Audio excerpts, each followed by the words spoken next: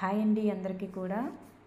మీకు టెట్ ఎగ్జామ్కి and DSC ఎగ్జామ్కి మంచిగా టైం ఇచ్చారు. దీన్ని సద్వినియోగం చేసుకోండి.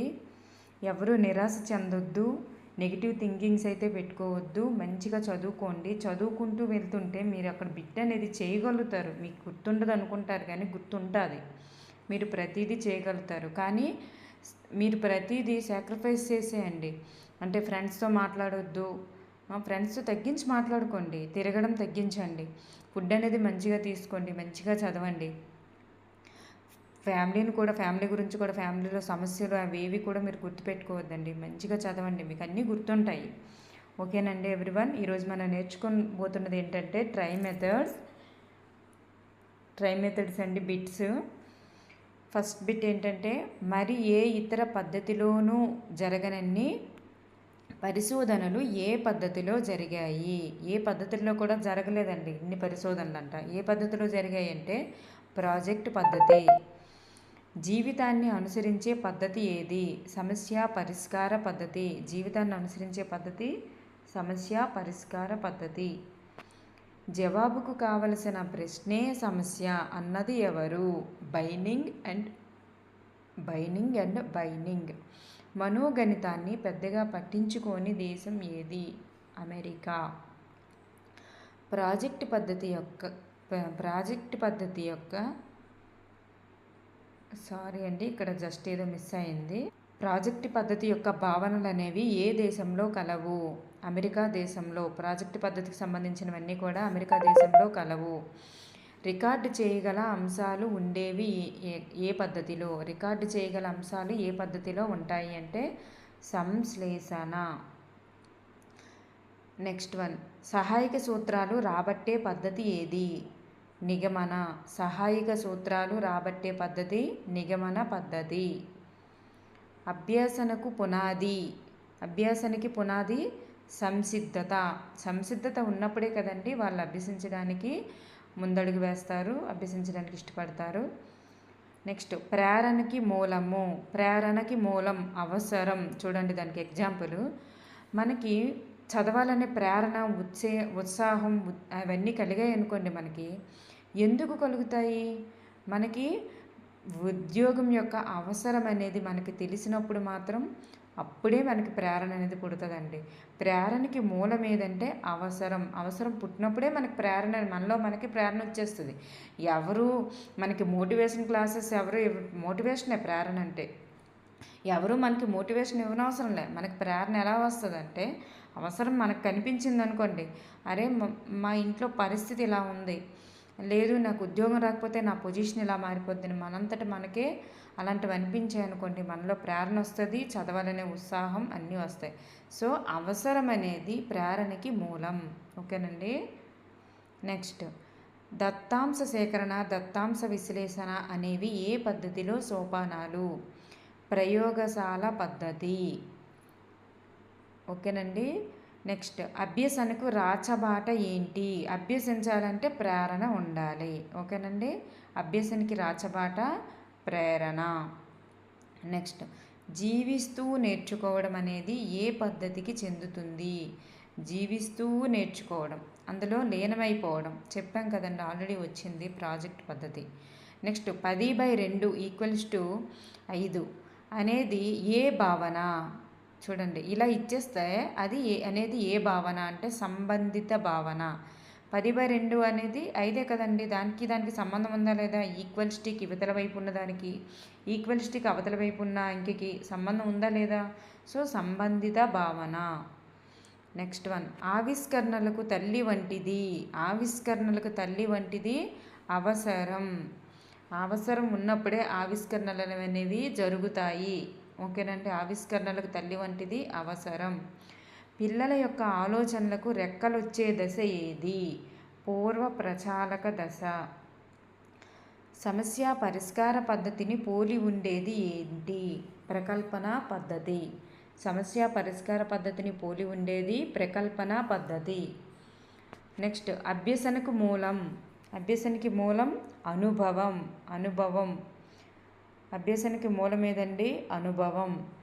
సమస్య పరిష్కార పద్ధతిలోని భాగాలు ఆగమన, నిగమన, విశ్లేషణ, సంశ్లేషణ. ఇవన్నీ కూడా సమస్య పరిష్కార పద్ధతిలోని ఉంటాయి. నెక్స్ట్ వన్, సమస్య పరిష్కార పద్ధతిని పోలి ఉండేది ఏంటి? సేమ్ దగ్గర సమస్య పరిష్కారం మాదిరిగానే ఉంటుంది. అది ఏంటి అంటే ప్రకల్పన లేదా ప్రాజెక్ట్ పద్ధతి. అందులో కూడా ఒక ఇల్లు కట్టమంటారు. ఇల్లు కట్టమనేటప్పుడు అంటే అట్టముక్కలతో ఇల్లు కట్టమన్నారనుకోండి, ఆ చిన్న ముక్క ఇలా పెడతాడు, అది పడిపోతుంటుంది. దాన్ని ఎలా అతకాలని చూస్తాడు. అది ఒక సమస్యలా అనిపిస్తుంది వాడికి. ప్రాజెక్ట్ పద్ధతిలో సమస్య పరిష్కారం అనేది కనిపిస్తుంది. అందుకే ప్రాజెక్ట్ పద్ధతుల ద్వారా మనకి ఇప్పుడు ఎందుకు పిల్లలకు నేర్పించమంటున్నారంటే వాళ్ళకి సమస్యని ప్రాబ్లంని ఎలా సాల్వ్ చేసుకోవాలో తెలుస్తుంది అనే ఉద్దేశంతోనే వాళ్ళకి ఇది ప్రాజెక్ట్ పద్ధతిని ప్రవేశపెట్టడం జరిగింది. ఇప్పుడు పట్టికలో పొందుపరచడం అనేది ఏ పద్ధతి? ప్రకల్పన లేదా ప్రాజెక్ట్ పద్ధతి. పట్టికలో పొందుపరచడం అనేది కూడా ప్రాజెక్ట్ పద్ధతి. 20వ శతాబ్దంలో విద్యారంగంలో నూతన అధ్యాయం నెలకొల్పిన పద్ధతి ఏది? చూడండి, 20వ శతాబ్దంలో విద్యారంగంలో నూతన అధ్యాయం నెలకొల్పిన పద్ధతి ప్రకల్పన లేదా ప్రాజెక్ట్ పద్ధతి. నెక్స్ట్ వన్, చిన్న కడ్డీలు ఉపయోగించి బోధన చేయు పద్ధతి మాంటిసోరీ పద్ధతి. పియాజే చతుర్విధ ప్రక్రియలను స్కీములుగా పరిగణించిన దశ మూర్త ప్రచాలక దశ.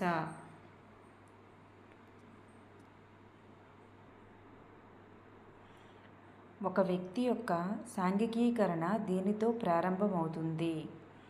సాంఘికీకరణ అంటే ఆటలతో ప్రారంభమవుతుంది. చూడండి, ఆటల ద్వారా వాళ్ళు మంచి చెడు అవన్నీ తెలుసుకుంటారండి.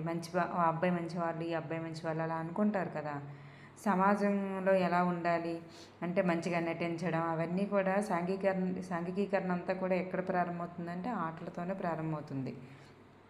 నెక్స్ట్, ఉపన్యాస పద్ధతికి వ్యతిరేకంగా ఉన్న పద్ధతి ఏమిటి? అన్వేషణ పద్ధతి. ఉపన్యాస పద్ధతికి వ్యతిరేకం అన్వేషణ పద్ధతి. నెక్స్ట్, పరికల్పన అనగా ఒక పరిష్కారమును ఊహించడాన్నే పరికల్పన అంటారు. నెక్స్ట్, గడ్డివాములోని సూది వెతకడం లాంటిది ఏది? విశ్లేషణ దృక్పథం. నెక్స్ట్ వన్, ఎవరి కృషి వలన సమస్య పరిష్కార పద్ధతి ఒక బోధనా పద్ధతిగా అభివృద్ధి చెందినది? John Dewey. ఎవరి కృషి వలనండి సమస్య పరిష్కార పద్ధతి? చూడండి, ఏ పద్ధతి అనేది చూడండి, సమస్య పరిష్కార పద్ధతి అనేది ఒక బోధనా పద్ధతిగా అభివృద్ధి చెందిందంట, John Dewey. Next one, project పద్ధతిలో అతి ముఖ్యమైన మరియు దీర్ఘమైన సోపానం ఏంటి? ప్రాజెక్ట్ పద్ధతిలో ఎన్ని రకాల సోపానాలు ఉన్నాయో తెలుసుకోవాలండి. ప్రతి పద్ధతికి కూడా వాటి యొక్క సోపానాలు ఉన్నాయి. సోపానాలు తెలుసుకోవాలి, వాటి ఉపయోగాలు ఏంటనేది తెలుసుకోవాలి. దానివల్ల ఉపయోగం అంటే నిరుపయోగాలు కూడా ఉంటాయి, దానివల్ల యాంటీ కూడా ఉంటుంది కాబట్టి అవి కూడా తెలుసుకోవాలి మనం. నెక్స్ట్ వన్, పరికల్పన పద్ధతిని ఒక సమస్యాత్మక కార్యకలాపం అని అన్నది ఎవరు? జే.ఏ. స్టీవెన్సన్. ఎవరండి? జే.ఏ. స్టీవెన్సన్. నెక్స్ట్, పాఠశాల వాతావరణంలోనికి తీసుకువచ్చిన జీవిత అంశమే ప్రాజెక్ట్ అని ఎవరు అన్నారు? పాఠశాల వాతావరణంలోనికి తీసుకువచ్చిన జీవిత అంశమే ప్రాజెక్ట్ అని బల్లార్డ్ అన్నారు. నెక్స్ట్, బట్టి స్మృతి లేదా బట్టి అభ్యసనాన్ని వ్యతిరేకించేది ఏమిటి? బట్టి స్మృతి, బట్టి అభ్యసనాన్ని వ్యతిరేకించేది చర్చా పద్ధతి. ఏ పద్ధతి అండి? చర్చా పద్ధతి. నెక్స్ట్ వన్, చర్చా పద్ధతిలోని ఆఖరి సోపానం ఏమిటి? నేను చెప్పాను కదా, ప్రతి సోపానం గుర్తుపెట్టుకోవాలి, దాని ఆర్డర్ గుర్తుపెట్టుకోవాలి, ఎన్నవది ఏంటనేది. మీరు ఒక పేపర్ పైన రాసుకోండి. మీరు ఏం చేస్తారంటే ఈ మెథడాలజీకి ఒక చాప్టర్ ఉందనుకోండి, ఆ చాప్టర్కి ఒక 2 పేపర్లు 3 పేపర్లు పెట్టండి. ఏదో పెద్ద బుక్ పెట్టేసి బుక్లో ఫుల్ రాసేస్తాము అన్నట్లు కాకుండా షార్ట్కట్గా రాసుకోండి. ఇట్లా రాసుకుంటే మీకు ఎగ్జామ్ ముందు వెళ్ళేటప్పుడు రివిజన్కి కూడా యూజ్ అవుతుంది అన్నమాట. ఏ పద్ధతి గురించి మీకు కొత్తగా బిట్ వచ్చినా మీరేం చేస్తారంటే మెథడాలజీలోన ప్రతి పాఠ్యాంశం వెనక కూడా 2-3 పేపర్లు ఖాళీ పేపర్లు పెట్టుకుంటే మీరు అందులో ఏదైనా బిట్ మీకు అనిపించింది అనుకోండి, ఎక్కడైనా విన్నారు చేశారనుకోండి, అందులో రాసుకునేందుకు కూడా మీకు కొత్తగా అనిపించింది, మీకు తెలియనివి ఏమైనా ఉంటే అందులో రాసుకోవడానికి అవుతుంది. అలా మీరు ట్రై చేయండి. మీరు పద్ధతులన్నీ ఒక పేపర్కి లేదా 2 పేపర్లకే అడ్జస్ట్ చేసేయాలి అంతే. చిన్న చిన్నవి రాస్తారా లేకపోతే ఏం చేస్తారనేది మీ ఇష్టం.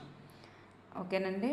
అలా చదువుకోవాలి. చర్చా పద్ధతిలో ఆఖరి సోపానం మూల్యాంకనం. అదే చర్చా పద్ధతిలో ప్రథమ సోపానం ఏంటి అంటే ప్రణాళిక రూపకల్పన. ఓకేనండి.